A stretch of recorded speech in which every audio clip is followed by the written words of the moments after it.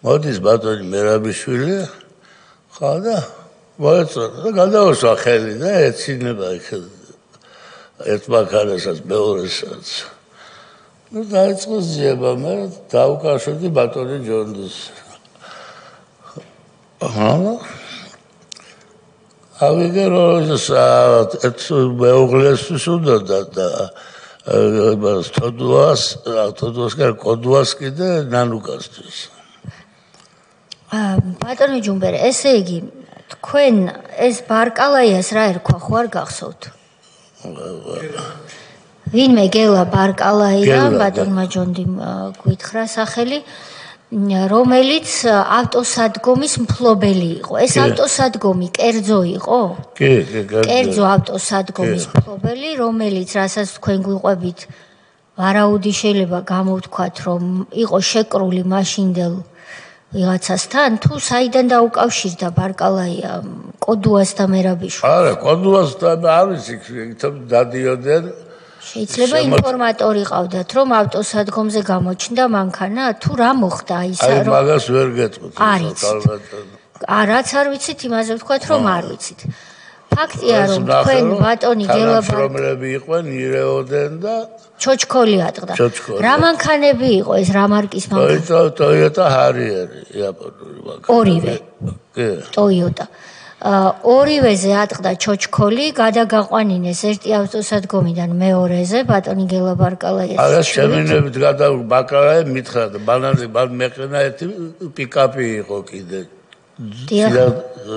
ჩამოყვანილი ხა და ეს ორი მანქანა ხო წაიყვანეს პიკაპიც წაიყვანეს და თქვენი თვალით ნახეთ ვანო მერაბიშვილი და ერეკლე კოდუა კი ეს უკვე ძიების დროს ვერა კოდუასთან ქონდა შეხვედრა და საგამოძიებო უფროსი ვიცი და ვანო მერაბიშვილს რომ თავისი მეუღლისთვის თამარ სალაყაიასთვის და ერეკლე კოდუას თავისი მეუღლისთვის ნანული იგივე ნანუკა ჟორჟოლიანისთვის უნდოდა ეს მანქანები და იმიტომ გართმევდნენ საიდან იცით საიდან ერთი გორერს ყავდა ჩემი მანქანისნაირი შინდისფერი წითელი ფერი ედავა ვერ წაართვა მე მომერიადილად და ეს კიდე ნანუკა შემოვიდა გამოძიების დროს შემოვარდა ორი ოპერატორით გადამიღო ერთი ახდება ეს ჩემი სამი ადვოკატი ვყავდა და ისინი მიხვდნენ მეჩო და მე ვერ მივხვდი უცბად და პრობლემას გამომაცხადა მე რუსთავის ტელევიზიაში რომ ვარითო მიაკუზის მაფიოსთა შეკრული ჩავდივარ იაპონიაში ვაპარინებ მანქანებს გადავყავს დუბაიში და დუბაიდან მოვყავს საქართველოში იაპონურ მაფიასთან ხარ შეკრულიო ნანუკა ჟორჟოლიანმა გამოგაცხადეთ რუსთავიოსზე და თქვენ მაფიას მოყავდა სამი მანქანა და ეს იყო მთელი მაფიოზობა თქვენ რომ შემოვარდა ნანული ჟორჟოლიანი კამერით გამომძიებლის ოთახში ამ დროს რა პროცედურა მიმდინარეობდა რაიმე საგამოძიებო დაკითხვის დროს შემოვარდა ვინ გკითხავდათ გამომძიებელი თუ ერეკლე კოდუაც ესწრებოდა მარტო იყო თუ ვინმე თანამდებობის პირიც იყო ოთახში სამი ჩემი ადვოკატი თქვენი ადვოკატები და გამომძიებელი რომელ შენობაში იყო ეს დაკითხვა ეს საბურთალოზე სოდის შენობაში სადაც ხელმძღვანელი იყო ქალბატონი ნანულის მეუღლე ერეკლე კოდუა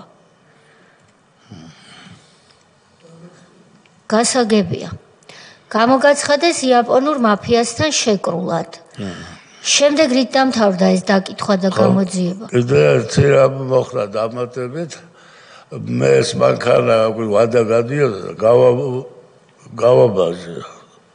დიახ. რომ ჯარიმები არ მოსულიყო. და ამ დროს რა წაიყვანეს ეს უკვე გაბაჟებული დაცვარიელებული ქონდა და ორ მოგებას თანამშრომლებს იმათაც აკიდეს სროკი. რომ ითომ ფული გადავიხადე და გავაბაჟე.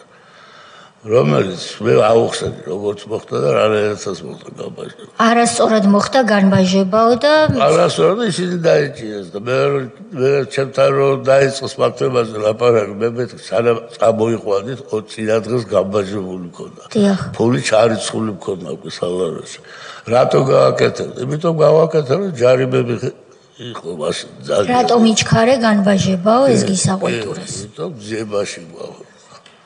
ეს მიზეზი იყო, მე ვის დამთავრდა გამოძიება თქვენ წინააღმდეგ ბატონო ჯუმბერ? ეს დამთავრდა ჯერ ავადმყოფობები ავიკიდა მეორე. კერძოდ რომელი თუ საიდუმლო არ არის? შაქარი არ გჭირდათ მანამდე? არა, ისევდა ვარამზი უკვე ამიცია ძალიან. მე ყურის ბარაბანი გამისხდა ერთი მეორე ნახევარზე.